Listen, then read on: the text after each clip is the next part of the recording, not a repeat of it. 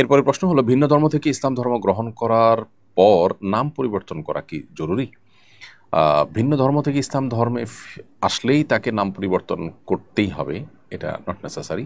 যদি তার নামটা পূর্বে যেটা ছিল সেটা যদি শরিয়ার সাথে সাংঘর্ষিক কোনো অর্থবোধক নাম না হয়, তাহলে আগের নামটা থাকতে কোনো অসুবিধা নেই।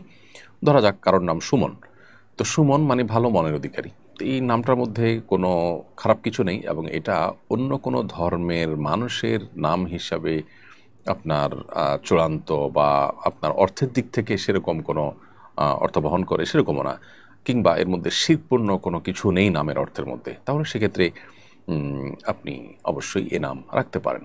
অর্থাৎ ইসলাম গ্রহণ করার পরও সুমন নাম থাকতে কোনো অসুবিধা নেই।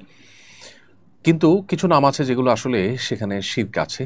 যেমন কেউ যদি আহ, নিজে নামের মধ্যে আপনার ধরুন আপনি হিন্দু ধর্মাবলম্বী ছিলেন, তো হিন্দু ধর্মাবলম্বী থাকার কারণে হিন্দুদের যে ধর্মীয় নাম, যে নামগুলোর মধ্যে হিন্দু ধর্মের নিদর্শন রয়েছে, সেখানে তাদের দেবতা প্রতিমা, তাদের নামের অংশবিশেষ আছে এবং নামের অর্থের মধ্যে শিরপূর্ণ বিষয় আছে, তাহলে সেক্ষেত্রে সে নাম পরিবর্তন করতে হবে। কিন্তু এরকম কিছু যদি না থাকে তাহলে নাম পরিবর্তন করা জরুরি না। আমাদের দেশে সাধারণত মনে করা হয় মুসলমান হলেই নামটা পরিবর্তন করতে হবে।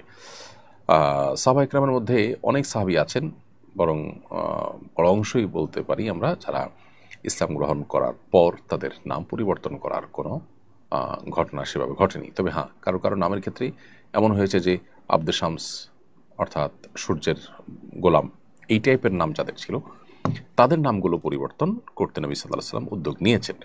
অতএব বিষয়টা নির্ভর করে যে নামের অর্থ কি সেটা। তো অর্থটা যদি আপনি খারাপ হয় বা আপনার শিরপূর্ণ হয়, তাহলে সেটাকে পরিবর্তন করতে হবে।